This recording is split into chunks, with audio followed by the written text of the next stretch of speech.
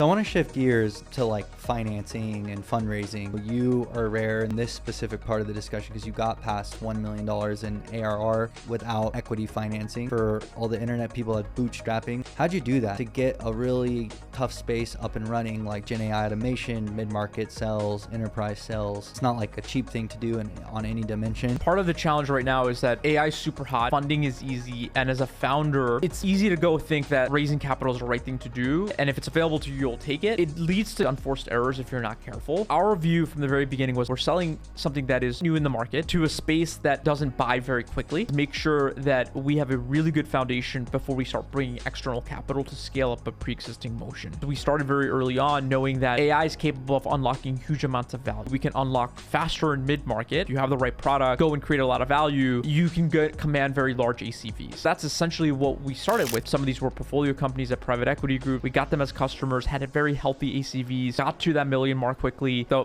part where we then decided to raise external capital was we knew what we had was working. I was doing some research. 53% of businesses already have RPA implemented, but 78% say they'd like to implement it or plan to. The real story here, I think, is the shift from traditional role-based automation to AI automation. Tell us more about that shift. RPA, robotic process automation, has been around for about 10 years now. RPA are software bots, meticulously designed to go and perform certain actions precisely the way that they were designed for, follows the same sequence, exactly the same. The challenge that we see though is that most of the work is variable. You need human level reasoning to go and do that type of automation. And RPA just was not well suited for that. With the latest generation agentic AI, you have large language models that are very good at understanding language and they can handle variability very well. That's going to open up a lot more use cases that were previously not automatable, but now could be. And those are the ones we're focused on. Salesforce, they reduced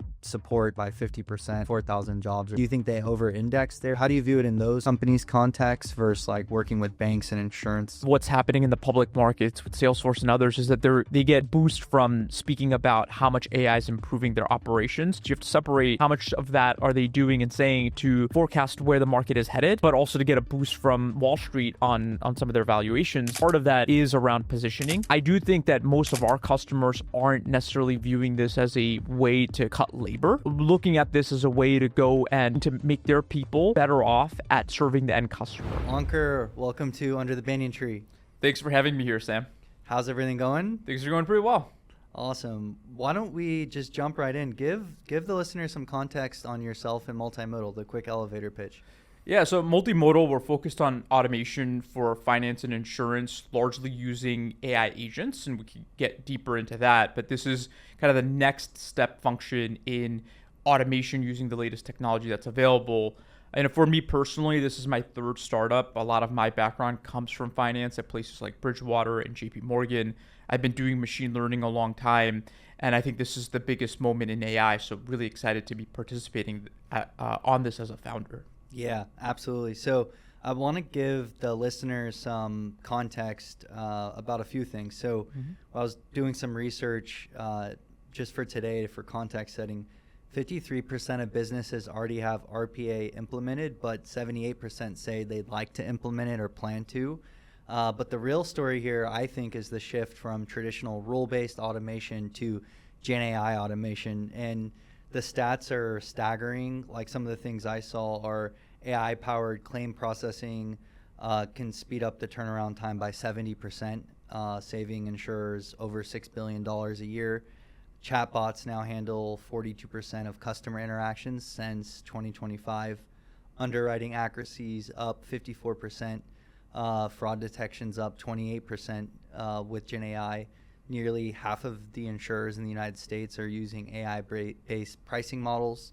And so for Multimodal, I believe I was your first investor actually in the company as you were starting up the fundraise, which was over a year ago. But like, tell us more about that shift, because I think that's like the context that the audience will want as they're kind of listening in. From RPA, which is already a big multi-billion-dollar market, which I have more stats on that, to Gen AI. Like, walk us through that shift and some of these stats. If you want to add anything, feel free to. Yeah, RPA, robotic process automation, has been around for about 10 years now. And the best way to describe it is that RPA are software bots. They're meticulously designed to go and perform certain actions precisely the way that they were designed for. So it's much more rules-based. You define it once, it precisely follows the same sequence, exactly the same. And for a very regimented process, RPA can do a phenomenal job. The challenge that we see, though, is that most of the work, especially in finance and insurance, is variable. You have to handle unforeseen circumstances around different types of claims, different scenarios. So there needs to be flexibility. The way I describe it is that you need human level reasoning to go and do that type of automation well. And RPA just was not well suited for that. So I'm not saying RPA doesn't have a place. It does have its place when you have regimented workflows. But I think with the latest generation of AI, agentic AI and Gen AI, as you mentioned, you have large language models that are very good at understanding language, and they can handle variability very well. And that's going to open up a lot more use cases that were previously not automatable, but now could be. And those are the ones we're focused on. Yeah, so I have so many interesting questions about this, but it sounds like you're saying the key shift is the flexibility that Gen AI unlocks, and it sounds like language actually, more language access that can feed the Gen AI model, and then you can get an automation from that. Those two kind of key shifts are what you're seeing kind of driving this transition, not to replace RPA, but add additional automations into the mix if you're mid-market or enterprise. That's exactly finance right. or insurance company. That's exactly right. So RPA would be kind of the tip of the spear for a lot of companies experiencing automation.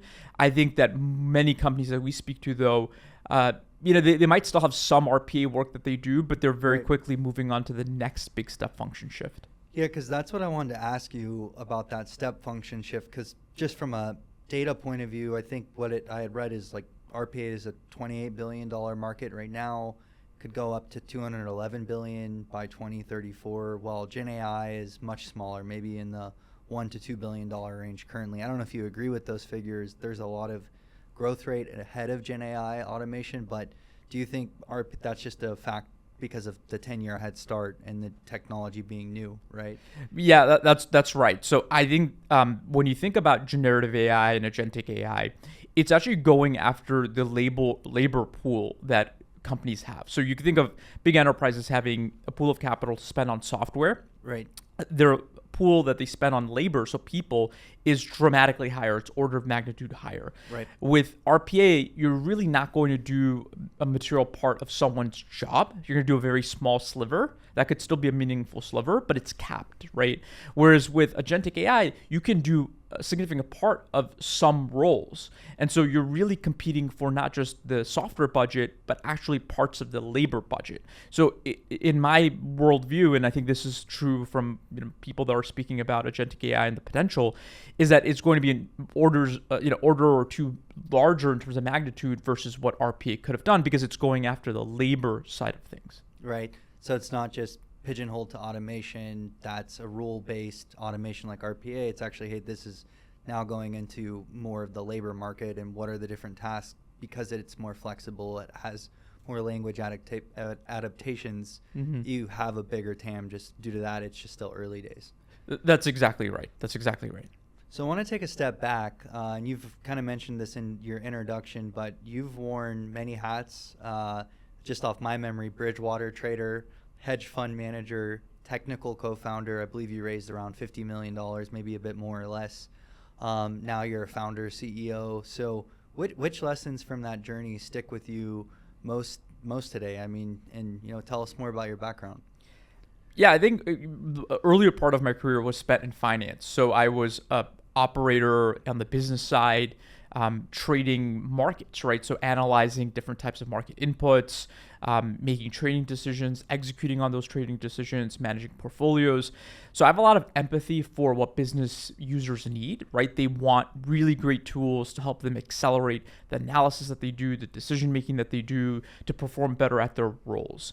And then over time, as I got deeper into technology, especially as machine learning was coming about around 2012, I started to appreciate data science and data engineering and machine learning, including natural language processing. So all the predecessors to what you see today in the form of AI. And I understood how hard it was to actually go and design these models to go and support business. But I think the empathy that I have for business operators allows me to then design technology and product so it meets the business needs, right? It's not just technology for other developers. It's actually technology that we build primarily to deliver impact and ROI for the business users. And I think that puts us in a really small, narrow bucket because we're a technology firm, but we are built an experience that's really primarily for the business operators within finance. Yeah, you're kind of touching on a couple of different themes. One of them is when you started the company, what contrarian views did you have at that time that maybe were disagreed with by a lot of other people? I mean, was it market timing around Gen AI automations? Was it feasibility of the technology? I mean, I'm just curious because I understand being an actual trader in your past life, both on the hedge fund side, on the Bridgewater side, you understanding that, hey, tech needs to add value, it needs to just work, it needs to be reliable, it needs to add business value. I understand that being your background, but then to start a company for Gen AI automation over 2 years ago, was there anything that you kind of held as a viewpoint that, just wasn't agreed, wasn't commonplace or like widely accepted that you've kind of been right about or wrong about? I don't know, just curious. Yeah, I think the non-consensus view at the time, so about 2 years ago at this point, a little bit over 2 years ago, was that a lot of people still thought of Gen AI in the form of chatbots, so assisting people. Right. I think the consensus wasn't that you could go and help an underwriter actually go and underwrite to some degree in a more automated fashion, right? That seemed anathema. It just was hard to believe that these chatbots could do more than just be a chatbot. Be more than a chatbot. And I think for us, summer of 23, we went all in on AI agents at the time, right? So before the market was truly aware, before it was like as buzzy as it is now, but we really thought the great breakthrough here is that AI actually performs the actions. So you achieve what is known as straight-through processing, which is you bypass review cycles from humans and you allow the AI to more autonomously go from start to finish. The other non-consensus view was that, and I think this might still be playing out, is that most companies will not meticulously have their data and AI teams design their bespoke models section by section, that there's going to be much more platform enablement. And so what we saw in the market was we saw a lot of point solutions that were built specifically to do one small slice, like intelligent document processing to process unstructured documents, and they built a whole business on just doing that one sliver. Our worldview was the technology was getting so good that there's no reason for there to be a point solution here and there across the entire workflow, that you could go and solve for that via specialized AI agents off of a single platform. And it's a reason why we built Multimodal as we have, which is it's a platform built for automation within finance, but we have multiple types of AI agents that basically consume what would otherwise have been point solutions. Right. So we could go from the document processing all the way to helping with the diligence and decision making, and then creating the documentation that closes the cycle. Now, these would have been 5 to 10 different point solutions that you would have had to stitch together, but we took a very platform approach and we designed it in a way where you can go end to end autonomously via AI agents that work together as a team. Maybe there are parts that require human review, especially in the early days, but in 5 years from now, a significant portion of claims processing will be done via AI from start to finish. And it's still probably hard to imagine for a lot of insurance carriers, but that is the world that we're entering in now. Yeah, and on that piece about it being hard to imagine, maybe for some like late adopters or mid-market kind of people who are maybe in the middle of the adoption cycle, like they're trying it out on some use cases, maybe not all. Mm-hmm. What's your kind of that's like kind of how I see it is like, and I want to know your views. Like you have sort of this trust you're giving up. You have this trust in the AI, and also trust that, hey, Multimodal's team is going to come in here and fine tune this underwriting use case, but then also the AI is now going to take over and kind of make that decision. So how do you guys like maneuver that? And like another thing I've kind of thought about it in my head is like multimodal is like a forward deployed engineer for Gen AI as a company building the best tools, right, for Gen AI automation. So, and when I've talked to LPs about this, they've like been always fascinated and curious, and they want to learn more, and it can be hard for people to wrap their head around. So yeah, how do you balance that trust versus, hey, our team can't even do this yet, versus we want AI to drive these benefits? Like how do you maneuver all that as a company?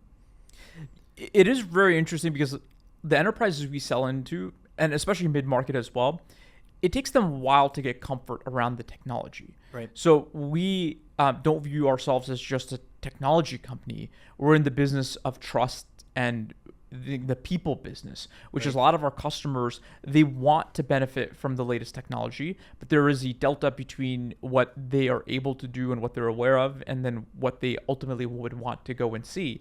And the only way we bridge that gap is by having a really good technology platform, of course, but then helping them adopt that technology. And there is a significant amount of change management that also needs to happen, because it takes a while for the people that are in those organizations to understand what AI is, to not overcome maybe the initial fear response that some have, and then find ways to go and benefit what they're doing in their day-to-day lives.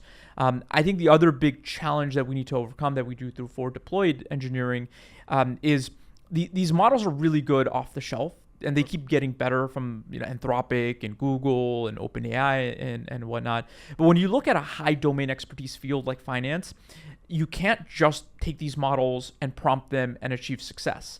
And I think that some of our customers have tried to do that in the past, and then they see the hallucinations, they see the error rates, and that is it's almost a setback for their org, because then they can't imagine trusting underwriting or claims processing or loan origination to these models. But I think for us, what we've done to help bridge that gap is we get feedback cycles in, so their teams are able to supply their expertise in ways that the large language models can learn from.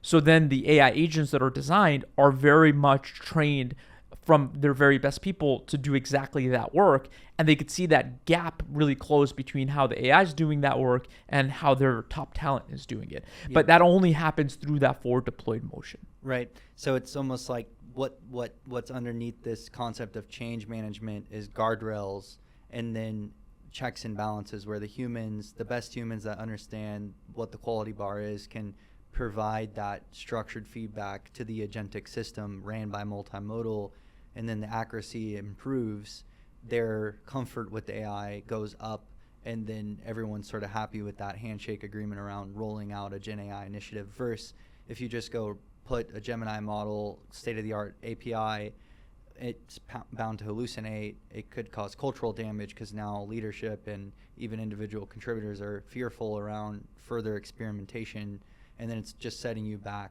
versus having like a partner like multimodal in that journey. That's exactly right. Because I think it's easy to get to like 90%. You might even get to 95%. It's not good enough, though. It's not good enough. Like if you said like 10% or 5% error rate is what you have to... Give an example where that is catastrophic for one of your customers. Yeah, so I'll give you an example. I mean, we've been working with a bank out in Canada, where their big need is they want first line of defense through AI that's able to give information on the status of their accounts and be able to supply and remedy inquiries that come in. And they both have voice inquiries as well as text-based inquiries. And so the challenge is, if the AI is not doing a good job, it's hallucinating on occasion, you've eroded trust with the customer. And so they had this huge problem of trying to figure out, how do you get AI to work in a reliable way where it answers the question if it's able to, otherwise it knows its limits and then goes and hands off to a live human agent. Right. So this is a use case where there's a very complex queries that come in around different statuses of accounts and balances and such. And the challenge for us is having enough context from their accounts and all the data that we have about the customer to then go and give the right answer. But in order to govern that, we've designed confidence scores. So the AI has confidence scores that it generates, that our customer, the bank, is able to view. And then if the confidence score is really high, then the AI is able to respond directly to the end user. If the confidence score is not high, then we relay to a live agent, And then what we're able to do is learn what the live agent's doing to go and get the relevant answer to supply it back. And so the AI is constantly learning. So if you do hundreds or thousands of these cycles, you get enough feedback in to get that AI to basically hallucinate less and be able to handle a larger part of that call volume. Right. So for this bank, due to the confidence scores that Multimodal implemented, they're effectively able to reduce poor answers, keep customer trust high, and then better augment their support staff. That's exactly right. Exactly right. So I'm curious, like, do you think the Salesforce decision, I don't know if you saw the CEO, they reduced the support in CS org by 50%. I think it was like 4,000 jobs or something. Do you think they over-indexed there? Because I've heard about stories like Carlina, I might be saying that name wrong, the fintech. Yep. And they sort of were too aggressive, cut their support staff, and then said, oh, wait, just kidding. We got to hire most of you back. So, like, how do you view it in those two companies' context versus, like, working with banks and insurance? Like, I'm curious your views there. I mean, I think part of what's happening in the public markets with Salesforce and others is that they get a boost from speaking about how much AI is improving their operations. So part of it is you have to separate how much of that are they doing and saying to forecast where the market is headed, but also to get a boost from Wall Street on some of their valuations because they are able to kind of talk about all the great AI adoption that's doing. I'm not saying it's all public speak, but part of that is around positioning. I do think that most of our customers aren't necessarily viewing this as a way to cut labor. They're looking at this as a way to go and, of course, there's going to be a certain part of the labor force that does get affected by this, but they're looking to make their people better off at serving the end customer. Right. And so they right now don't have enough time and attention to give every customer and every application, every claim that comes through enough attention. So what AI is able to do is it gives back more time to these talented individuals that have been trained at these organizations to serve the customer. It gives them more time to serve the customer even better. And then they're able to also grow top line revenue. Very rarely do we work with customers where they end up then firing any material amount of their staff. I'm not saying that couldn't happen in the future, but for now, they're looking at it as a way of reinvesting their people's time. Right. So it's like two sub-threads here, but so you think it's primarily due to the stock bump on valuation, but do you think they're over indexing and we'll have to walk that back? Like, in just specific to Salesforce, because it's recent, do you think they're really prepared to handle that? Because, like, I've used Salesforce as a head of sales back in the day and had a sales team, and it's clunky. There's a lot of questions. Yeah. Renewals are all manual. I mean, it's just hard to imagine them not needing those people to deal with all these accounts that they have. But he's over here saying, oh, the AI is calling like hundreds of thousands of leads that haven't been reached out to in 6 months. And it's, now it's salespeople and support people working shoulder to shoulder with the AI. So do you think they're really ready to handle that sort of decision? Yeah, it's a hard question to answer without knowing the context from the internals. But I will say the largest organizations, Salesforce included, Microsoft and others, Meta as an example, they have a lot of fat, right? They have very large organizations, especially over the COVID years. They grew substantially. I think what you're seeing generally across the board, and this is likely true of Salesforce, is they can cut back some of that labor force that they have because they can get more efficient. Right. But if you're not the scale and size of a Salesforce or a Microsoft, you likely don't have as much that inefficiency. Yeah, that's right. To that degree, at least. Yeah, that's right. Yeah. Okay. I think that makes sense. And like when I've seen a lot of the communication about multimodal, you've called it this new middleware layer for the enterprise automation market. But like define that for us more, because you've talked about some of the guardrails, the trust score. I mean, I'm curious, even going higher in the stack, the data engineering work you're doing, like if you could talk about that a bit.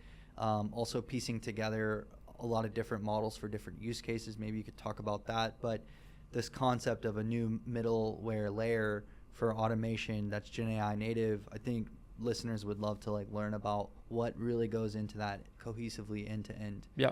Yeah. So I think to break down the middleware layer, when we work with organizations, they have people and processes, and generally the people and processes have an infrastructure layer, so they're on some cloud, it could be on-prem, but they have their cloud plus they have their software stack, right? So for them, it could include a CRM like Salesforce. In insurance, it would be players like a Duck Creek, a Majesco, a Guidewire. In finance, it could be loan origination systems as well, from like Encino, Temenos, Meridian, and the goal for us is that these are systems of record. The people are trained on how to use these systems of records, the pre-existing processes. And so our goal is to then introduce what we call a system of intelligence. So the AI agents are helping work get done while still keeping the present systems intact.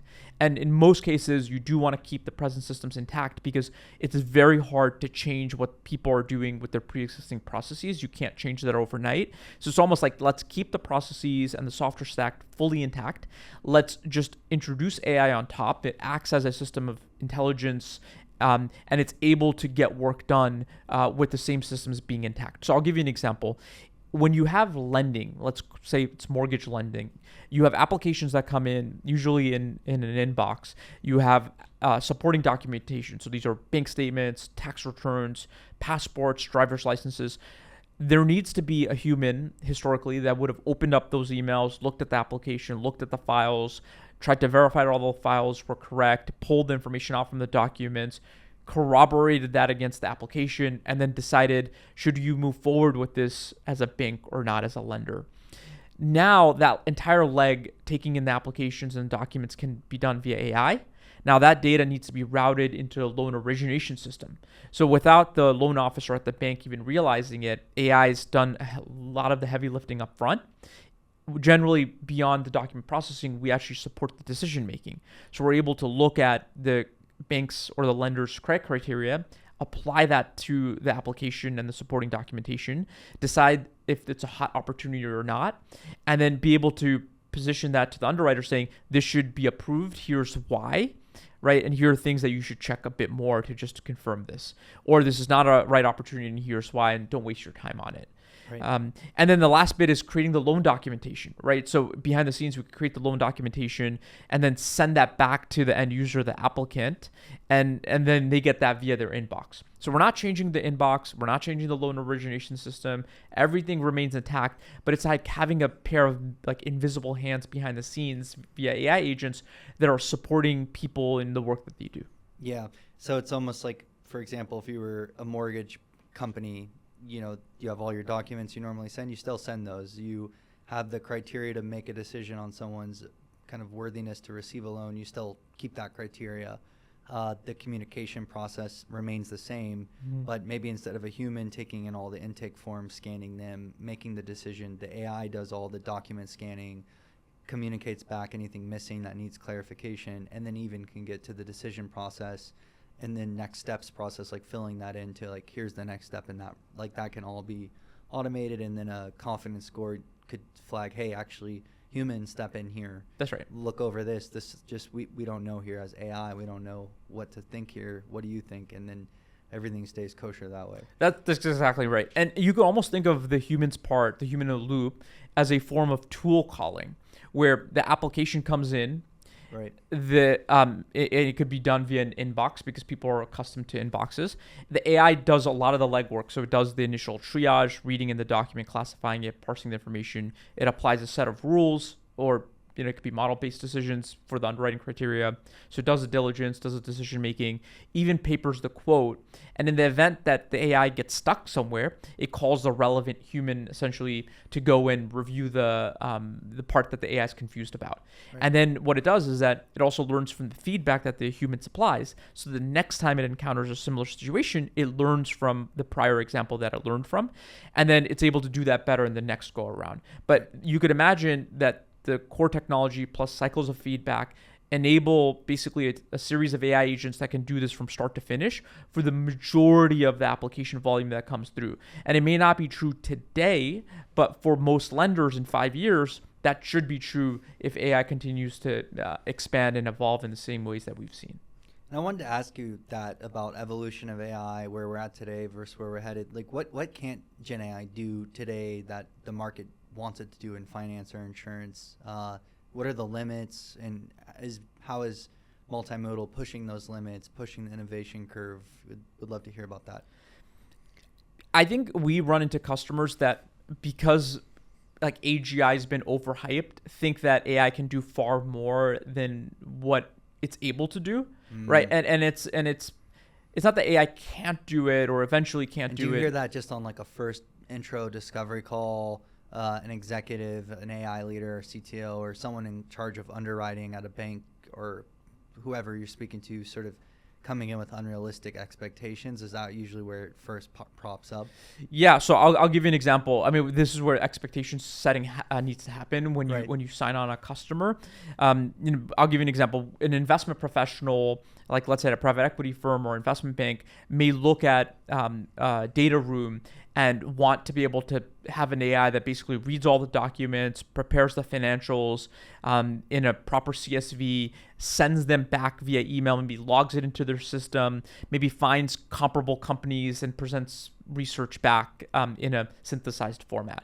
And that is hard because there's so many pieces of work that need to happen for all of that to land, including the integrations. People always forget about the integrations, right? So even simple stuff like having email integrations into the data rooms. It's not simple. It's not simple. You got to create all the piping and connective tissue. Exactly. And then as a investment professional at that particular institution, you have a particular way of looking at the opportunities, a particular way of assembling the financial models, and a particular way of going and storing and doing comp analysis. And so there's a level of expertise and like tacit knowledge that needs to be captured around how that particular institution does that type of work.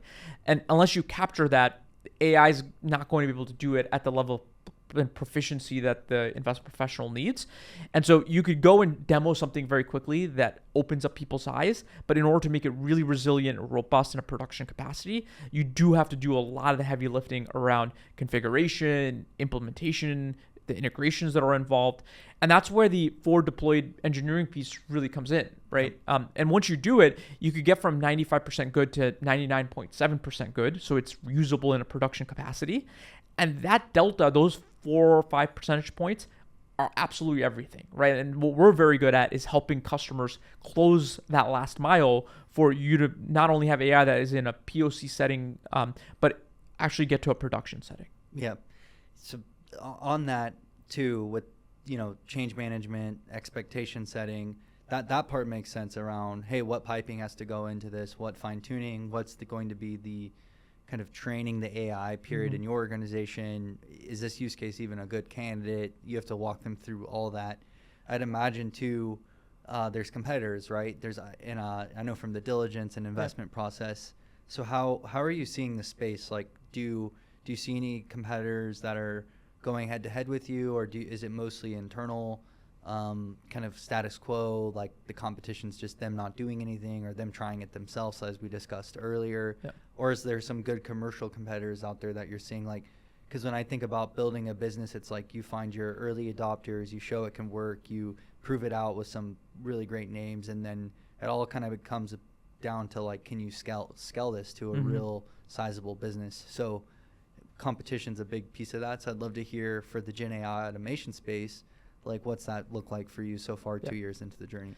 Yeah, so I think the market in general is very competitive. I think there are many new entrants, especially now because like the non-consensus views we have are becoming more consensus. Right. People are like, yeah, Gen AI automation's like the place to be. I'm seeing it all over the place. Yeah, that's right. Gen AI automation for this, for that. I mean, it's a lot. There's a lot of different things out there right now. I think outside of coding, this is probably one of the hottest spaces that's emerging. Right. And I think that then causes more entrants to come in, just like in any cycle. And then eventually you have the market consolidate, right? Yeah. So I think in terms of actual competition, what we run into with our customers in finance and insurance and what they're looking at, the initial competition is actually internal teams wanting to go and give it their own like shot at building this out. Right? Yeah. It's like build versus buy. We're going to build it, because they don't know what they don't know yet. That's right. Yep. And I think the public perception has been that it's easy to do this, right? Totally wrong. Yeah. Like it's with AI capabilities in most infrastructure spaces I've encountered and lived through with my own experience, it's much better to buy the best in class tool, the Swiss Army knife, than try to build it. like it's rarely, if ever, like your core advantage, the infrastructure. It's, you know, it's what you do with the infrastructure, what business result you create. But building all of that infrastructure is very expensive, error prone, too much product nuance. That's right. You know, it's risky. You have talent drain. People could leave. You just get set back on a project, and yeah, you're not just focused on that. You're focused on your core business, and so how you're going to get so distracted trying to build this very complex software agentic layer. That's right. Like, it's usually a really bad decision. That's right. But it's, you know, I think when you're in the thick of it as a bank or insurance carrier, you get all this pressure top down to design an AI strategy and to bring AI in the door. And and I think the initial inclination is let's go and use our team to go do it. But AI, especially applied AI in this sense, is a very specialized space. It's not like you can just use your IT and engineering team that's, you know, maybe comes from a traditional software engineering background, and then somehow they learn deep AI overnight and then apply it in the ways that you need. So I think sometimes there's a talent challenge, but I think more importantly, like enterprise will generally want to get comfortable with the technology on their own before they go and look at external vendors. I think mid-market knows that they don't have a very large team on the IT and engineering side. They already are like, their mind is buy capabilities to stay relevant, stay ahead, to beat peers. That's like, right. They don't have a huge AI footprint from a team perspective to begin with. Right. And so it's far easier to sell into mid-market. You know, we've seen a lot of success with private equity firms and their portfolio companies that are in the finance and insurance space because they have a mandate and capital to go and find the right partners to build with, but they're not thinking of building internally. I think when companies try building internally and know the limits of their like efforts and what they should truly do internal versus partner on, then they go to their existing incumbent set of vendors, right? And so we run into that where, you know, Copilot Studio, sometimes it could be the UiPath, one of the RPA players, for example. They will usually get the first look because they have the relationship. They have the relationship. They've gone through vendor review. It's like the cybersecurity thing. If you're CrowdStrike or Palo Alto, they have so many products at this point, and they always get the first look for a net new category in that market. And then if you're lucky as that startup, maybe you get a look. But then if you have 9 other competitors, it's hard to beat a Palo Alto. But that is a different market, very, very different in cyber. That's right. Yeah. But in the automation space, like, you have to kind of just let the market kind of get through the natural learnings. Then you could support and build relationships to do all of that. But there is a certain level of patience, right? Yeah. And then when you do get the opportunity, when there are buyers that are looking to, you know, basically do an RFP with the native, like, agentic AI players out there, the Gen AI players that are doing automation, that's when you get pulled in. That's your opportunity to really shine. You might see some incumbent vendors that are older and like a C3 AI or a UiPath, but you know, your hope is that the RFP is with other similar players like yourself, because at that point, you know that the bank or the carrier really knows how to go and put a proper RFP together and is looking at, with intent at, you know, who should be their partner longer term and such. And so there we do run across some more familiar names, and the names that we run into differ if it's private equity versus if it's an insurance carrier and such. But I think what we're seeing is we're starting to emerge and seeing healthy level of competition among some of the players that are emerging from that. But because there's so much noise, because there are hundreds of players out in the market, as a buyer, it's very hard to know who to pick. And so ultimately they end up picking based on brand and reputation. And then hopefully eventually it's just through word of mouth as well from success that comes through. But there are very strong signals that you have to benefit from. So venture capital that the firms have raised, what awards and accelerators and partnerships have they done, and then who have they worked with, right? Because if you're a large bank or carrier, arguably your best market, that's the biggest. Yeah, that's the biggest one. So if you have referenceable logos, if you have customers who are going to speak vocally about you, that's going to go and make the biggest difference. Yep. I won't say their name, but we were at dinner and you told me about a very large bank, among the largest, that I believe chose Multimodal. So when you defeat competition, what are the reasons they choose Multimodal? Say you are going up to your modern peers or newer entrants that have similar functionality, and I completely agree. Once an RFP scoped out, that's a very positive sign because now they know their success criteria. You've probably had a chance to help define those jointly with the organization. you kind of know the technical users versus the economic buyer versus the executive suite, how they're each thinking about this. But assuming all those things are kind of set up the right way for a fair evaluation across the vendors, what, like even in that example that I know about, like what caused them to choose multimodal versus like other commercial alternatives? Yeah, I think there are two main things. One is we have really good forward deployed engineering to deliver outcomes. Right. And I think that makes a huge difference when this technology is like so net new. No one understands it, knows it. And our customers are looking for a really great partner. Thought leaders. Yeah. Right. They're looking for a great partner Experts. in this moment, but also for the foreseeable future. Yeah, because like if I onboard multimodal as a vendor, I'm sort of just hiring them also as an extension of my team. So do I trust them to keep driving that innovation curve and be ahead of that? Or are they going to get pulled in the market? And you don't want that. You want someone leading the innovation curve. Yeah. And I think this is not a small decision that one of these big enterprises makes, right? It's a very long, lengthy process. They spend significant amounts of time to onboard a new vendor and to partner with him. So they have to be really sure that the partnership is off to a flying start. And so the forward deployed engineering that we do through RFP, through POCs and pilots, and then into production, people tout that as being one major driver, sometimes the driver in picking us, because like they're betting on which team is going to ultimately be the best partner to them and grow with them and see it through for multiple use cases. I think the second big thing is, and this is where we really shine, is if there are very complex workflows where precision is everything, right? Your tolerance for error is next to nothing, if nothing. We are very good at that. And the reason why we're very good at that is because we're taking, in some ways, similar techniques to what the foundation model companies do to train different types of models that are good for like question answering and code and such. But we're applying those techniques to high precision workflows in finance and insurance. And the core of it is getting feedback from the most talented people at those institutions, feedback that is not written down in standard operating procedures. It's basically know-how that people have in their heads. We're very good at making that more explicit in a way that through hundreds or thousands of cycles, the AI that we deploy gets progressively better. So head-to-head with no feedback, we're still very competitive. We do really well, but when you have cycles of feedback, that just blows through the rest of the competition.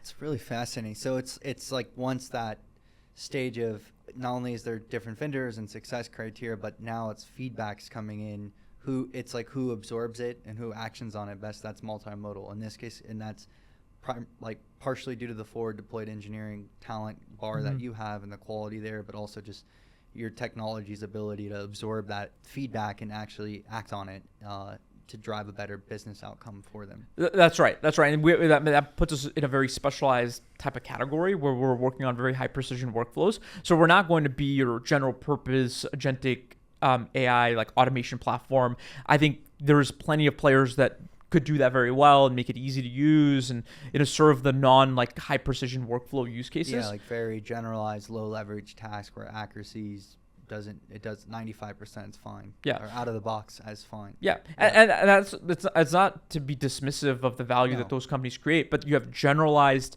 AI agents. We're focused on high precision specialized AI agents in the verticals that we care for. Yep. And we're basically trying to be the best in the world at that. And I think that comes through when customers take a hard look at us and then try to see the other players are doing this. Like it just feels very different. They see the results, and we're very high touch with them in doing the proof of concept, showing them the impact, making sure that they have the right reporting on hand to then sell it up to the higher ups that they have to be, that they ultimately have to sell to.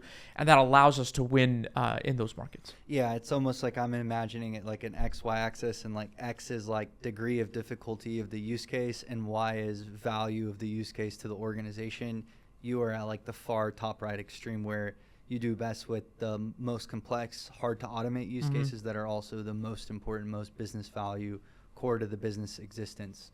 That's exactly right. Whereas more general sort of off the shelf automation companies could focus on the lower leverage, low business value, easy to automate. That's not really where you're focusing. That's exactly right. Yeah. So, and that I think for us makes it a harder sale because we go after the use cases that are most sensitive. Yeah, but once you land those, you're in for life. In my view, most likely churn's going to be very low.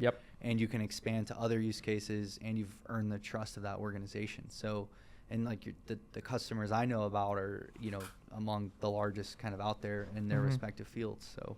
Yeah, that's exactly right. That's our playbook, essentially. Yeah. So it's really is that land and expand sales playbook. And then marketing, I know you do a lot of podcasts, email marketing.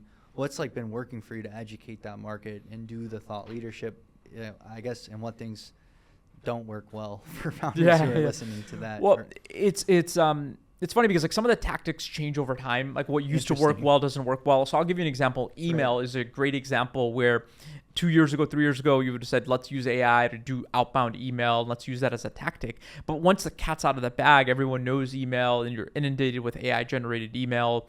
It loses its luster, right? And so I think for us, we certainly try to be in the public eye through podcasts and conferences and speaking at conferences and being present on social, right? So I think that's really important. I think content generation, so having really good high quality content in form of thought leadership pieces like white papers and blog posts, really important to what we do. But the other big thing is that we're very big on in-person as well as online workshops, right? And so it's a moment where you can go and speak about what you know around agentic AI, the value you've created for customers, but do it in a smaller, more intimate setting. So sometimes that comes in the form of roadshows where we visit customers in a particular geographic area.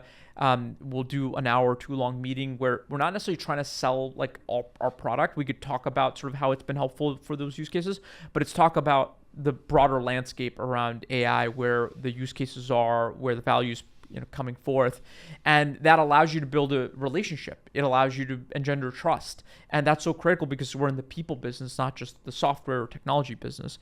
And we've also done that online in the form of webinars. So we have like a credit union webinar that's coming up next week, actually. Very strong participation from credit unions. We have credit unions as customers, and so it's a very like communal, very collaborative space for the credit unions to speak to one another and learn from one another as to how this technology is being applied. And that's been phenomenal, right? Like you go back to just building really great relationships in a one to many, but in a small, more intimate setting. How many people are you trying to get in those workshops? Is it like 20-to-1 ratio? Is it even bigger than that or smaller? When we do workshops at a particular company, we lean on our initial champions to help go and bring the right people. But we usually get a large room, usually about 20, 30 people that are very like inclined to learn. And so that's been phenomenal, but that's like very specific to doing that at a particular company. When we do these online webinars, we typically also try to do for 20 or 30, but sometimes it grows to dozens and dozens. So like we know the sweet spot's 20, 30 people because it fosters some level of participation. People feel like they can raise their hand. That's right. That's right. Yeah.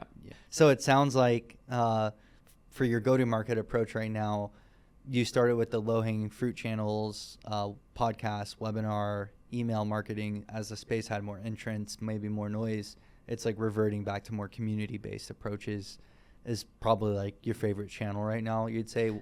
Yeah, I would say the number one channel is doing these road shows, these like in-person visits, really big on that. And fortunately, that's per account, right? It's not like, oh, we're going to get multiple credit unions together. It's going to, you're more doing per account, That's right. Get your champion, like a lunch and learn type That's setting. right. That's right. Yeah. So like, I was just in Toronto meeting with some of the largest banks there doing very much that. I'll be in Brazil with a partner of ours that's lining up the meetings. And the idea here is you go and do this with the C-suite down, right? Yep. And you're leveraging partners, channel partners to go do that. So at this point, the channel partnership playbook is starting to emerge for us in a material way. And some of these are like very, very large tier 1 consulting firms because they're looking to bring these net new platform capabilities, right? And we are emerging as one of the platforms of choice for them. They have the relationships, and then together we can go and educate the rest of the market as to how they should be thinking about their strategy and the execution of that strategy.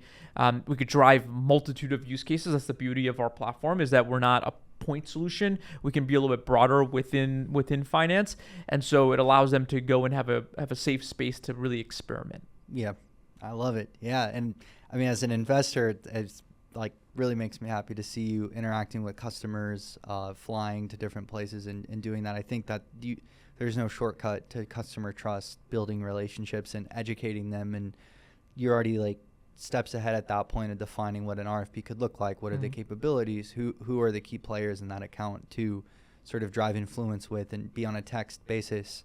Like, so I think I really like that approach a lot for your market.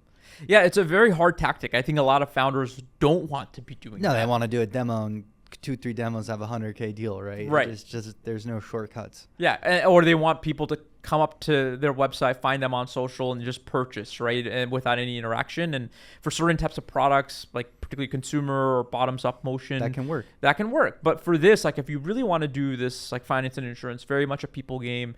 You have to build the relationships. You have to engender trust. You're never going to be able to make a very difficult, complex software sale unless that's there. Right. And so you just have to know that. And that's kind of really just part of the game. And that's why I think being in New York, having been here now for about 16 years, built my career in finance, and then been in the AI space now a long time, 10 years. I think I've seen the relationship building aspect of things. Whereas I think the Silicon Valley, like Bay Area view is more, let's just build the technology and then really get people to come to the technology and purchase it. I think that ethos is changing. I think there's a little bit more awareness that finance and insurance are a different beast. But I think in New York, I realized just how valuable relationships are selling into this segment. Yeah, I agree. I mean, if I was back on the head of sales life or go-to-market life, I would, any opportunity over 40, 50K, I'd say you need to meet them. Like it's a requirement. And do you have the champion's number? Have you texted them? Mm-hmm. Like if you haven't done those things, I think the opportunity is at risk because it's so competitive. Trust is the only currency. And yeah, it's funny how even in tech cycles and tech innovation curves that drive a lot of new capabilities, some things never change, like trust. That's right. They want to be able to look you in the eye and know that if things go sideways, that you're real. They can call you and they feel comfortable to tell you, hey man, this is messed up. What are we going to do? Yeah, that's right. Like that is their job on the line. That's right. Yeah, they have a significant amount of career risk, right? And especially if you're a newer startup, you're merging in a newer technology, they are absolutely taking a risk with you as a startup when they bring you in. And so you don't take that risk lightly, especially in this area where these are highly paid individuals.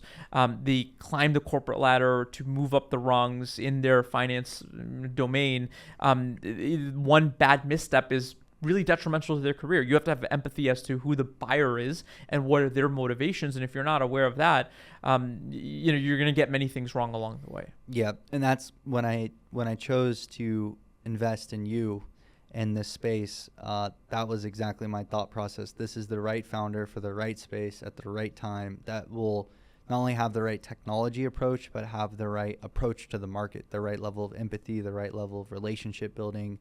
And it just takes all of these different things that accelerate the business and being willing to do those again and again. And I think just for that fact alone, a lot of founders wouldn't be the right fit for this. I think, I appreciate you saying that. Yep. I think it is very important. Like founder market fit is super important because I think if you look at product, the product velocity has to be really immense right now. Like if you stop innovating on your product in 6 months time because better models have come out, better techniques and approaches have come out, your product moat will erode, right? What ultimately will matter is how much product velocity do you have and how durable are those relationships that you've built. And if you do both of those things well, you'll win. But I think you have to have the right founder DNA to tackle a particular market, to know the customer, what's going on in their heads, how do you navigate those waters. And if you don't have that, perhaps you could develop it very quickly, but it is a very hard thing to overcome. It's kind of off topic, but it fascinates me. And I've heard VCs in different camps, and I have some level of view on it, but it's like, what do they say? Like strong views, loosely held.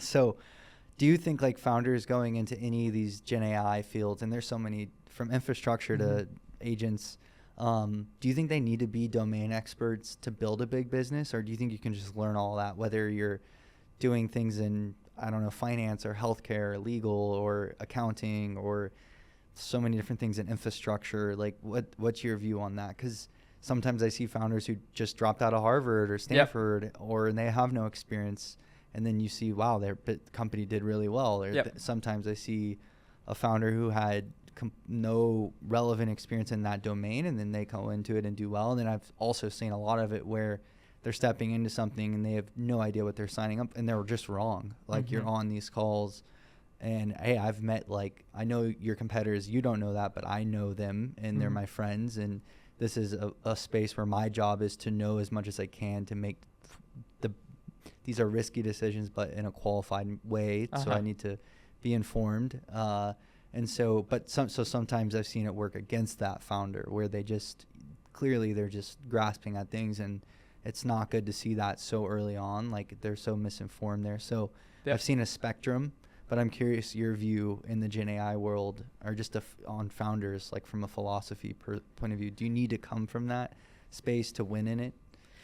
I've seen it both ways, so I know what you're talking about. Sometimes the naivete of a younger individual, it doesn't have to be younger, but someone that's newer to the space, you don't know what the rules of the road are, and therefore you're going to take a more kind of maybe more visionary stance, right? And if you get that visionary call right, and you find what the reality is as well, because I think there needs to be appreciation of the reality. Ultimately, you can't just sell this visionary thing without being aware of the rules of the road. But as long as there's certain ways to kind of go and bring that in, you could do very, very well.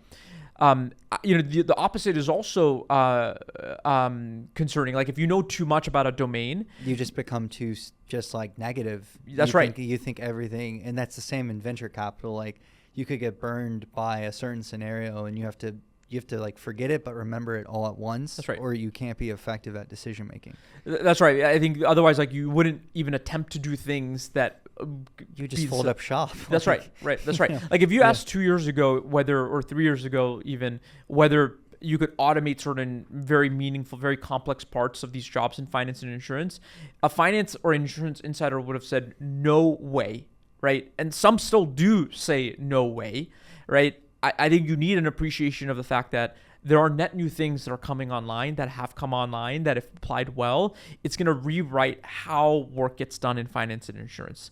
Now, you need to be grounded, though. You need to know basically how to make that sale. Because if you just went and say, hey, look, we're going to do all this underwriting for this very complex product. Claims with no real detailed process and roadmap to get there, then trust is, that conversation stops there. Yeah, it's almost too visionary and too in the future, and disregards the phases of things that need to happen to get people there, right?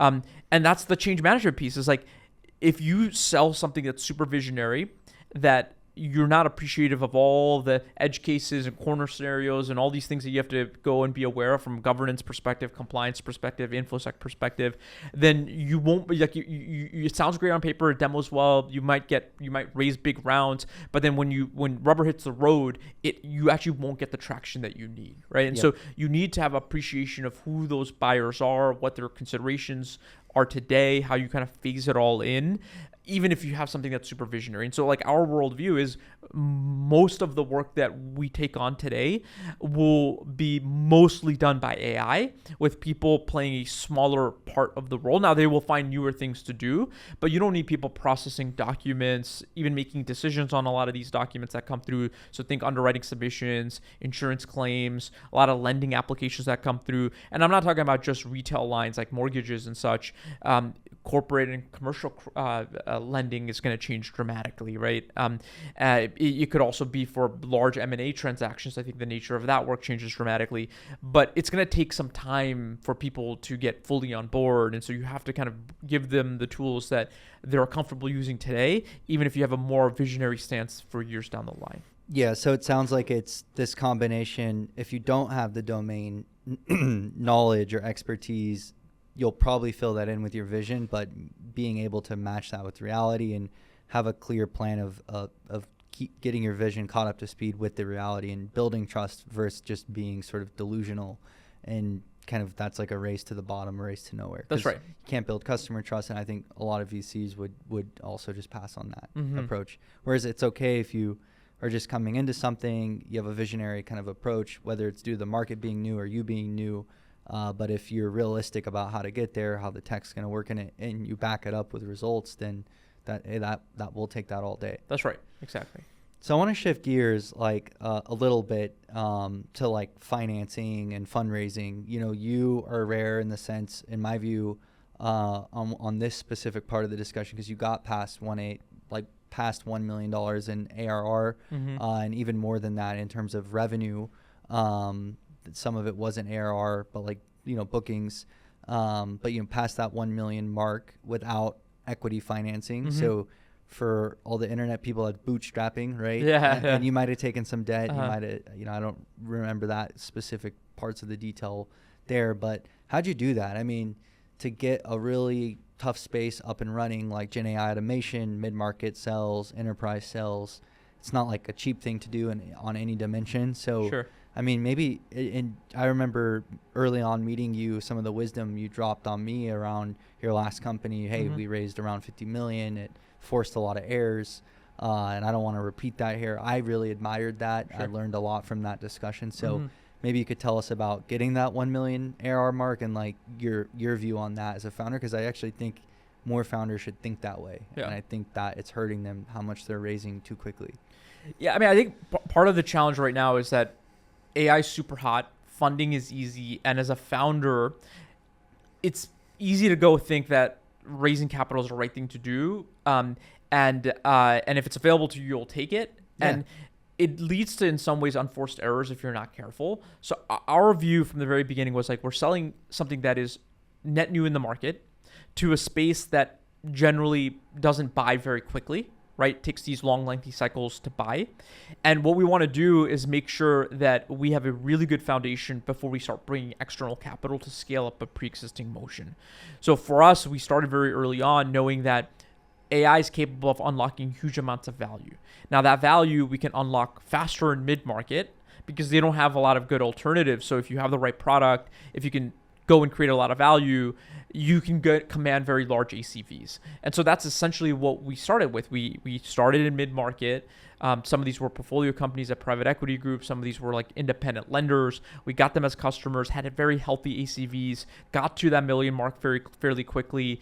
And then I think the part where we then decided to raise external capital was we knew what we had was working, right? But we also very much knew that we wanted to build an enterprise arm to our business. And that meant even longer cycles where you do a lot of things, long, lengthy POCs and pilots, and you have to build deep product, you have to have integrations, you have to build out a partnership strategy, that we just needed to go and get a little bit more capital to help go and see those enterprise sales through.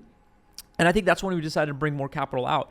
But I think we still are very atypical in the sense that like we could raise very large rounds of capital, but we've chosen not to because we're aware that the market is still kind of digesting this new technology. So we do a great job of getting in these RFPs, doing POCs and pilots, out competing players that in some cases have raised 50 times as us, sometimes 10 times as us, right? But some massive other large players, these are very, very large giants, and we do a really good job of winning against them. Right. And so for us, what we're waiting for, in terms of at least looking ahead, is junctures where we feel like there is much more pull in the market that we cannot serve well enough that we need to then go raise. And so it's going to be a very deliberate raise and use of funds, not to create a market, but to go and serve a market that's emerging, having learned and digested this new technology. Yeah, and I won't say any names, but I've seen other companies I know of that did do the opposite. They raised a lot, and even though it was a new market and the market was lukewarm but ready, interested, I think what happened there is lack of focus. They took on too many product focuses at once, but the accuracy wasn't there, and so it eroded a lot of trust. And then you have executive churn, so you're trying to build a leadership team so quickly without products really being established, without nailing the product accuracy kind of core thing that we've talked about, that trust barrier, that if you break it and it's eroded, and then it's all these negative cultural issues that happen at the org and you as a vendor. So I've definitely seen that, and I think that being deliberate, it's just contrary, honestly. Like most founders right now that I see would just take the money and run, and because why not, right? Like you don't know how hot's it going to stay. What if in 2 quarters you can't raise the money? Right. I think it's a lot of scarcity thinking versus hey, actually, what if I stick to my guns, be disciplined, figure out how to sell this product repeatably, work out all the quirks, keep driving growth through profitability, take on a little bit extra capital for that enterprise motion, the things that you have to invest well ahead of the cash flow. That's right. But then go raise that big Series A once things are, because that to me is way more sustainable. Like you could be in business 10 plus years, go public with that mindset versus the other where you raise 100 million, you really have with what everyone's expecting you to do and spend. You really only have like 3 years to get it right.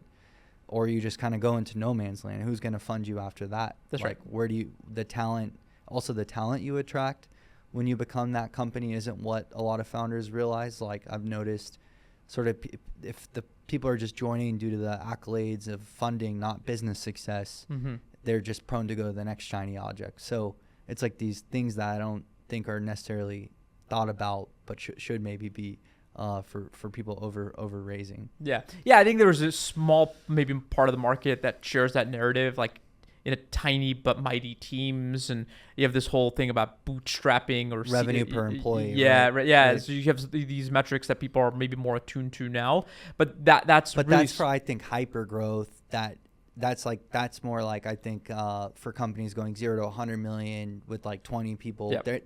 They're in a different part of the discussion. We're talking you're still growing really well. You could go raise a lot of that money, but you're choosing not to be more disciplined about building your foundation first. That's right. I mean, I think at some point it does become a race, right? So you do have to be attuned to when do you kind of really put the foot. Beachhead. Yeah, right. Yeah, that's right. Because at some point the market will be very much buying. Markets close. Yeah, that's right. Do. Markets close. Market that's right. opportunities condense, and the leader takes the market share. That's right. And then consolidation happens. That's right. Exactly. But we're in a segment of the market that is very long, lengthy cycles.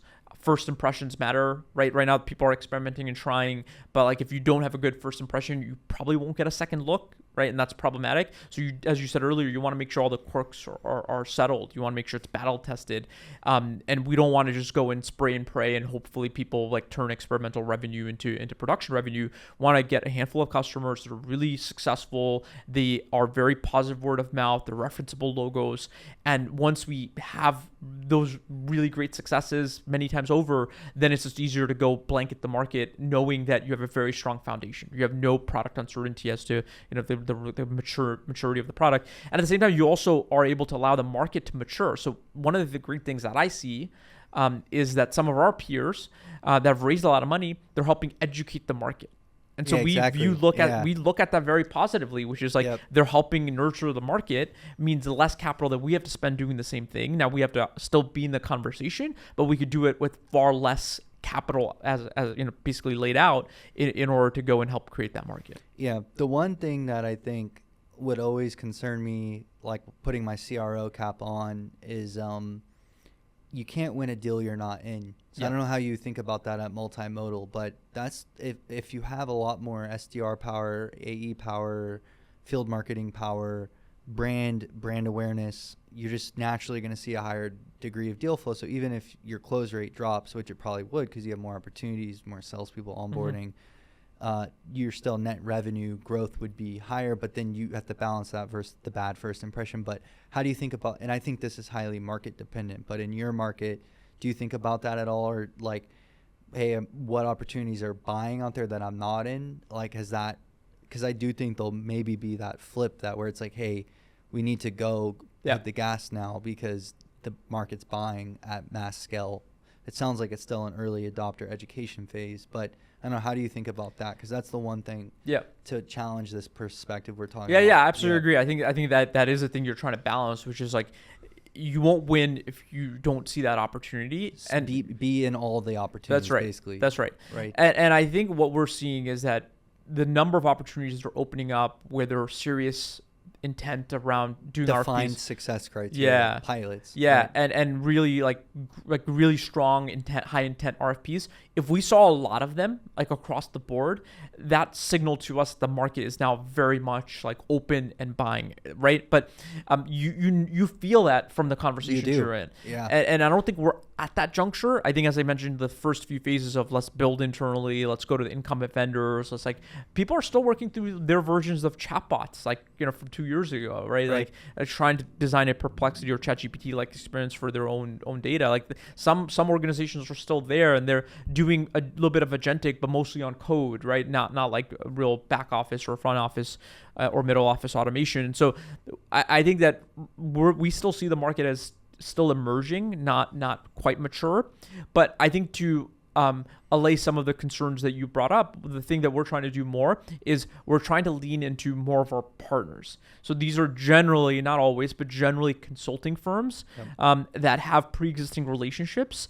They know their customers are clamoring for new technology at high accuracy, right? That's and right. They have the relationship already. That's right. And we're able to then use our smaller go-to-market team to go and build out those partnerships with those channel partners. We share economics, and they end up becoming an extension of the go-to-market motion that we have. And I think that's what we're investing our time and effort into, and that helps close some of the gap.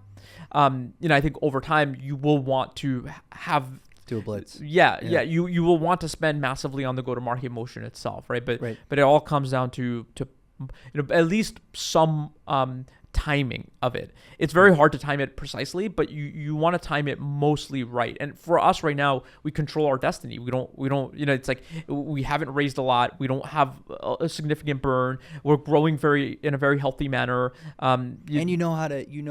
Hey, when I hire a salesperson, I know what they need to do to succeed. Because I myself sold in over the first 1 million in ARR. You're not, I'm hiring this CRO and 3 SDRs and 2 AEs and a field marketing person and, 6 people this year and I'm at like 100K in ARR, 300K. You're so much further in your maturity of how to do these things and doing them thoughtfully. So I think everyone's even the current investors like myself are being set up, I think, for success in that way. That's right. This. And I think I've heard different people say different things, like maybe 10 million in ARR with still very high growth rate. That at that point, it's all about brand. Like how much does your brand value hold weight in the market? How can you grow that? Other people might say it's earlier. Some might say it's later, to where you like venture capital really can, for growth size rounds, can really kick in. I think pre-seed investors fund a lot of innovation. Like that's, I think, the beauty of it, where we're taking shots on goal and way ahead of, like I made an investment last week. Can't say anything about it, but was the first ever investor, just like in you. This was a once in a lifetime founder, just like I think you are, in his own domain. And it's already been incredible, the sort of momentum he's drove in a week. With other investors who have joined and customer commitments coming in, partnerships he's building. And so if you get that right, it's really exciting. But at the flip side, it can be really challenging to be the first check in a company. Yeah. It's as high as risk as it gets, right? That's right. So yeah, I think, and I wanted to ask you that. Like, I heard this quote and I wanted to ask a founder what they thought on the pod, but someone said, like, the 3 checks the founder values the most in this world is like the first check, the largest check, and the most helpful check. And everyone's trying to be number 3, the most helpful check. So to compete and win in venture capital, do you agree you need to be either the largest check or the first check? Or because trying to compete to be the most helpful is like really challenging? I'm just curious your views on that, because I've been thinking about it lately. Yeah, I think you always treasure the first check. That truly matters. Is like you're out in the market. You want to find someone that believes in you and your vision, and that you want to go and partner on this very long, lengthy 10 years cycles. Probably. Yeah, that's right. Yeah. As one of my LPs would say, Sam, this LP GP relationship is longer than most marriages. Yeah, it's the same with founder GP, right? Yeah. Like the person investing in you. Yeah. Especially if they run the fund. That's right. They're probably going to be with you on that whole journey. Yeah. I think the largest check, that's hard, because like what is large is really contingent on the fund, changing, right? And also on the fund, like, is it a large check for that fund, or is it just like a large check, but given the size of the fund, it's not that meaningful. And so, but I do think that, we haven't raised significant amounts of venture capital for this startup here yet, at least. But I think at some point, that very large check that allows you to spend in a very aggressive manner to capture the market that's emerged, that is going to also be really important, right? We're not quite at that juncture. We're trying to be very deliberate about managing spend and such right now.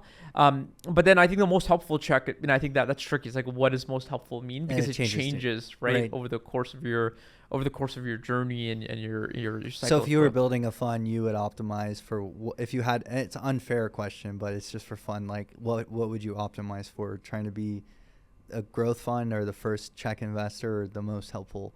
I mean, probably want to be all three, right? That's but I think as an earlier stage investor, you definitely want to find the opportunities before they become consensus. That's where alpha is at. Yeah. Right. So being the first check-in or near the first check-in into a startup that you feel like can really go in. Yeah, that's right. I think that's super meaningful. It's easy to be a follow-on check, right? Or to like help close the round. Like that's easy. Like anyone can play that game. I think being the first or near first check is really hard. Yeah, and my views on it are, I view it almost as be not only the first check, but be the signal. That's my goal right now, and it could change. But I want Banyan and myself to be the signal to the rest of the investors out there that this is a high signal firm. I'm a high signal GP. If Sam went first, that means there's something to really pay attention to here. Yep. And they should meet that founder. They should see what they're doing. And like, I think when it's successful, like what we've partnered on with this other investment, I can't say who has already co-invested, but it's as good as it gets from a name of the quality of the money and who's in there. So I think that's like what a solo GP, early stage investor, or angel should aspire, is like, yes, I go first. I'm the first one in. I'm also trying to be as helpful as I can.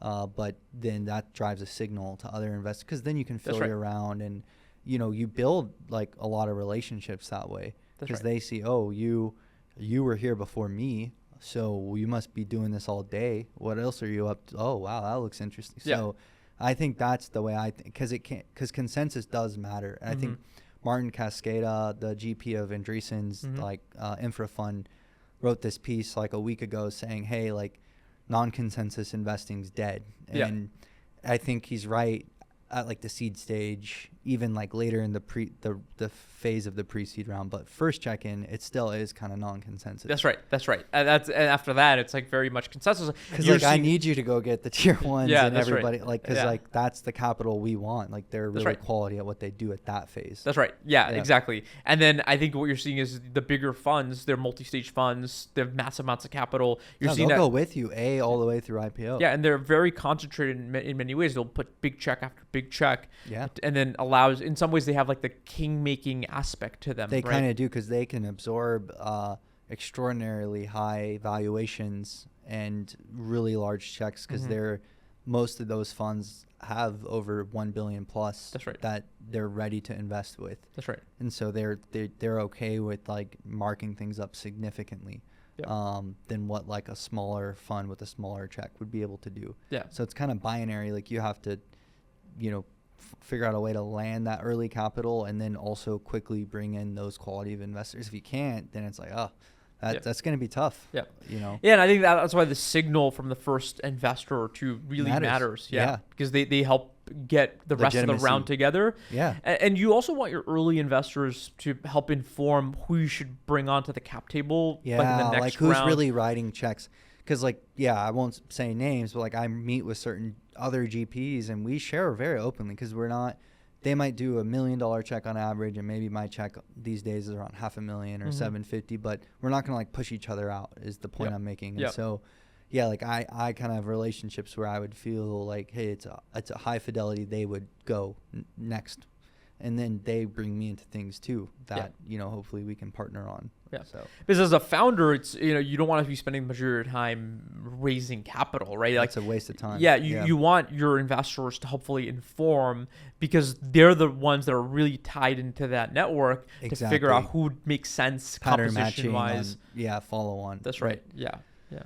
So shifting to like future of the enterprise, AI market, like looking ahead 5 years, what's a prediction you're confident in that will come true in enterprise AI, especially for Gen AI automation that maybe isn't commonly understood at this point? I think what you will see, and I feel pretty strongly about this, is you will see some implosion of a lot of these point solutions, like older, it could even be newer software players that are just doing this one small thing. niche. Yeah, too niche. I think what we're seeing, and this is becoming more emerging, and I think this snowballs, is these larger institutions, they do not want to be managing dozens of vendor relationships. It's fatigue. It's so much exhausting. fatigue. You never really get to invest that much in the relationship that you need to with those software vendors. You have to constantly manage the integrations and how they interface together. The pricing has been It's all such crazy. Yeah, Now we have all this like outcome-based pricing, and I think orgs are going to get fatigued with that in AI. Like, that's great that you only charge me when whatever the AI rebooks the appointment, but like how many appointments are you going to rebook for me? If That's I'm right. a CFO, I would just be drained with trying to constantly manage my budget, manage my P&L. That's right. And so I think you're going to see like multi-product platforms that emerge where the players, like the enterprises, partner with a handful of those platforms, and then they build out more of those capabilities, especially because like you're seeing AI take on larger swaths of work that consume what would have been a dozen different point solutions, right? And so you don't need like these narrow niche things. You need something that you could go have more complete experiences with. And I think that's kind of been our philosophy in company building at Multimodal. It's how we see other like winners emerging more broadly, right? The big platform players keep getting larger because the gains compound. And I think that's going to be even more true of software businesses 5 years from now than it is today. Yeah, I agree with you. I think what starts as vertical ends up horizontal for the winners. They start as vertical, not compromising on accuracy, having a component of reinforcement learning or intelligent capabilities to take in signal and apply it like you do. And then I think there has to be a way, even when I'm investing pre-seed, to see them shifting to other workflows, to other use cases, to be a system of record, to have staying power and really own, in this case, like finance and insurance automations, like that be the go-to platform in that company to operate those use cases. Because I think if you're too niche, it like to your point, like you're too at risk of somebody else. I think you can survive like a year to 3 years maybe, but you need to quickly start to expand into other areas to have that long-term staying power. And I think we've seen that with like the CRM space, like Salesforce. Yep. I think we've seen that with ERP systems. I think with a lot of the enterprise software, like Workday, they do so many things. Yep. And like, I mean, that's your HR and payroll right there. That's right. All your human capital management, Workday for the enterprise. Yeah, Rippling is a great example, right? How they built their business. Right. I think they have like 30 products at this point or something. It's multi-product. Like they become one-stop shop. You might only purchase a product or two from them initially, but you can rapidly expand, right? Exactly. I think the other company that we really admire in the market is Palantir, right? They have a couple of platforms now. They do a really good job of doing that last mile configuration. Which is exactly like kind of, I've pitched that like they're like the Multimodal is like the Palantir for Gen AI. Yeah. Because people now with their success in the market understand this forward deployed engineering concept more. They understand, Palantir makes AI and big data possible for the government. That's right. That's right. And Yeah, and I think a lot of people have started to describe us that way. Even as when we first started, it was like Palantir for Gen AI, doing that for financial services. I think Palantir has done a really good job, at least with government work, and now they've expanded to other commercial verticals. But they've done a really good job of showing you that a platform, once it's there, you could expand that rapidly and cover more of what happens within a large organization, touching many use cases, covering the last mile work through forward deployed work. I think that's becoming a little bit more mainstream and consensus now, but I think that becomes more of the norm than people realize. And so like, as an investor, the thing that I would like look for is like, how do you find those companies that can go and expand beyond their initial set, like the initial use case, into more use cases? Because I think if you could stack on multiple J curves, right, innovating through existing relationships that you've done the hard work of building, right? If you introduce more products that then compound the gains for those relationships, you're going to win massively, right? And so that's how been our worldview in terms of company building and platform building with Multimodal. Yeah, and I think like I agree, and I think some of that's just do make sure as a company structurally your technology can reuse that data workflow. Like you're not too rigid on how you've built the product to you're able to go do other things and systems communicate with each other. That's right. It seems like it's like a design decision as much as it is a philosophy decision. That's right. Exactly. So I want to talk a bit about scaling and enterprise adoption, because we've talked about higher level pieces, but on your website you talk about outcomes like 80% cost reduction, 97% workflow automation. You have had a lot of user growth, but when you are working with some of your favorite kind of client examples, what are like the most tangible examples that listeners could be like, oh, whoa, like this Gen AI automation's real? Yep. Like, I think some real examples could help the listeners. Yeah, so I think our initial win for most customers is to do a 3-month-long pilot where we're trying to cut the effort. Paid pilot or free pilot? We generally do paid pilots. All pilots are paid. We Right. sometimes do free POCs. Okay. And we'll generally do that if it's 2 weeks or less, if it's there are many vendors, right? But generally, we've moved to mostly paid. It just prioritizes the time, make sure they're serious, and That's right. aligns you with the best deals. That's right. So you might miss out on ones where it's only free, and then we're like, okay to miss that out because It was low fidelity. that's right. Yeah. There's not enough intent, Yep, right? right. But the pilots are all paid. We do them over 3 months typically, and we shoot for at least 50% of time saved from introducing the automation that we deliver. And then beyond the 3 months, usually around the 6-month mark, you're seeing about that 70-80% reduction because it's happening through those feedback cycles that I mentioned earlier, right? So to give you an example, we're working with this credit union that's doing auto lending work, right? And so they have funders that are looking at these auto lending applications and processing those documents. They have a certain set of rules and decisions that they need to apply.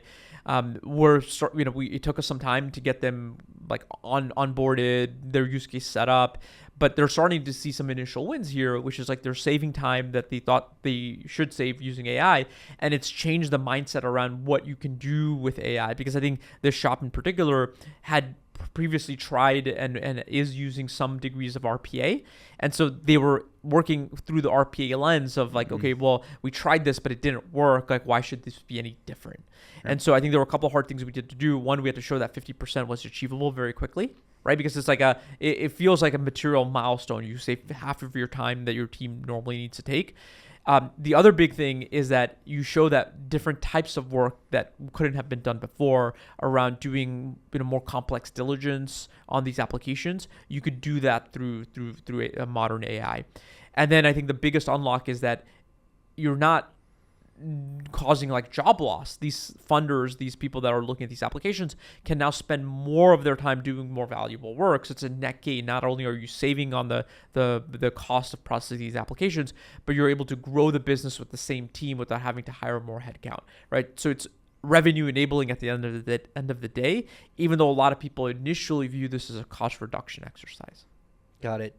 Okay. And also like sort of adjacent to this, but your view on, there's been a lot of talk about margin compression, foundational models. They can charge not whatever they want, but they have a lot of pricing power for their premium APIs. And I'm assuming that's primarily what you're using. You're using the model provider's APIs, and then you're maybe doing on a per customer basis some type of fine tuning and getting the system operational to their specific goals. So you sort of put a margin on top of the foundational model, and then you pass that final price on for the expertise and the accuracy. That's right.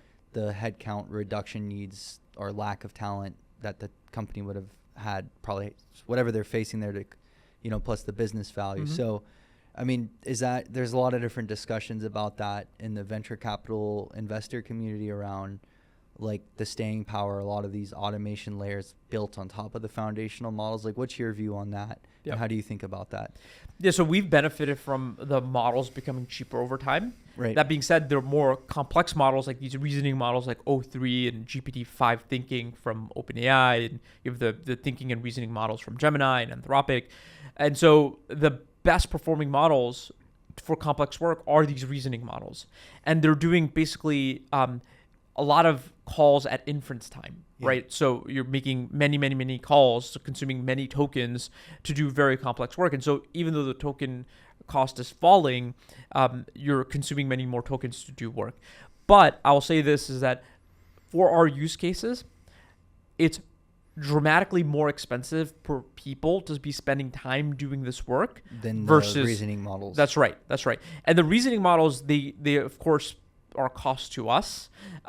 We now have a multiple of that built on top in terms of charging that to customers. But for that multiple, we have a lot of great technology that we're introducing. Platform, the ability to build agents, the ability to incorporate feedback. You have governance and security and integrations and all these things built in. But even with that additional cost on top, they make a huge gain from... There's still a margin the customer is getting. Like, massive margin. We pay the foundational model company underlying multimodal. We pay multimodal's expertise in their technology layer. But even with all that, we're still creating 5x the value on the dollar, 10x the value on the dollar. Yep. Versus if we did it ourselves, like it would even cost more on the dollar. That's right. Yep. That's exactly right. But it's not just a cost exercise where it costs like $2 and with AI it would cost 20 cents. Like that's fine. Yep. But you get net new experiences. So think about it this way. Yeah, you could be competitors because now your loan origination can happen in almost instantly. Exactly. 3 weeks or whatever. That's right. You compress the decisioning time, which allows you to get to the best opportunities quicker. Grow your business. Yeah, it allows you to see more volume. So now all of a sudden it's a competitive advantage. It's now top line enabling. So you see such large dividends from doing it, right? So no one really is complaining about the expense for our software, because if we just do what we say we're going to do, they're happy to pay that. And I would say probably be happy to pay even more than what we charge them today, because the dividends to them are massive. Yep. And then even zooming out higher, I think the attrition rate on the S&P 500, typically you would know, you're like former Bridgewater trader. Is it like 10% usually over a 10-year period? Something like that. Yep. But the they theory, switch at about 10%, right? The names come in and out about 10% over a 10-year period. But the theory is with Gen AI, that can accelerate now to 20 or 30% attrition, maybe even 50% attrition due to Gen AI replacing so many companies. Yep. So you are like the insurance policy in a lot of ways, multimodal, to being immune and driving that growth. That's right. From this macro trend that we're going to see play out. Yeah. So I think people often view the S&P 500 and the stock markets and are like, it's a runaway success. It's been very uneven, right? So the Magnificent Seven are just pulling away from the rest. Yeah, exactly. The rest of corporate America is struggling, right? They're like high loan, like cost of capital's been high. Yes. They have tariffs. Like it's been really tough for mid market.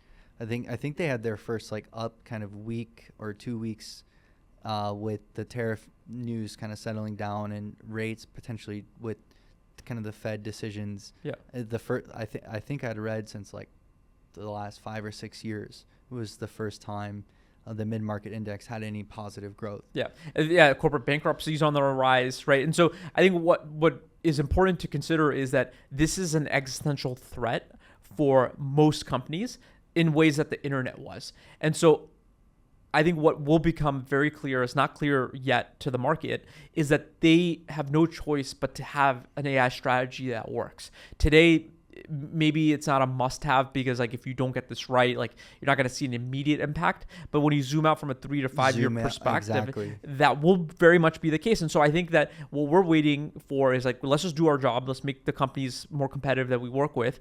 But eventually this becomes a nice to have or a sparkly object to must have.